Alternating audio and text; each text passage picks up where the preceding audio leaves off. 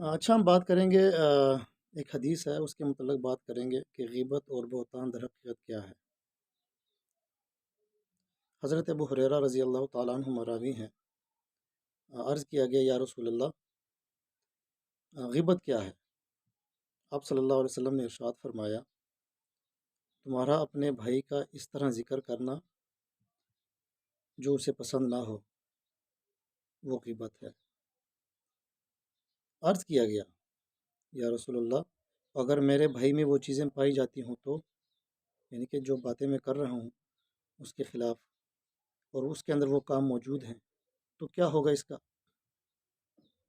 یعنی کہ جو میں کہہ رہا ہوں اپنی زبان سے، کیا وہ بھی غیبت ہوگی؟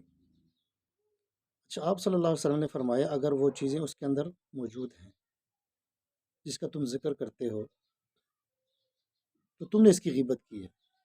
غیبت اصل ہے ہی یہی، ذرا پہچانیے آپ۔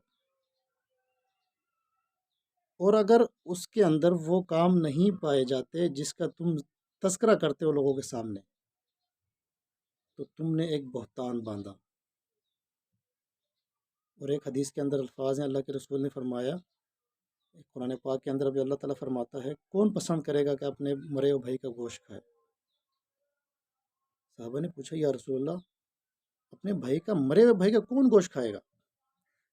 عرض کیا گئی، اسی طرح غیبت کرنا ایسے ہے جیسے تم اپنے مرے ہوئے بھائی کا گوشت کھاتے ہو، اور اگر اس کے اندر وہ الفاظ موجود نہیں ہیں اور تم نے اس کی باتیں کی ہیں تو یہ تو غیبت ہیں، اور اگر موجود نہیں ہیں تو یہ تم نے کھلا بہتان باندھا اس کے اوپر۔ سنن ابن داؤد کے اندر یہ حدیث موجود ہے۔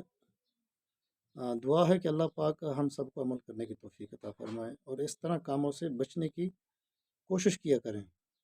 یہ زندگی محدود زندگی ہے، چند دنوں کی زندگی ہے، اس کھیل تماشا ہے، اس کو ضائع مت کریں، اللہ کے راہ میں استعمال کریں، اپنے بھائیوں کی مدد کیا کریں۔ جزاک اللہ۔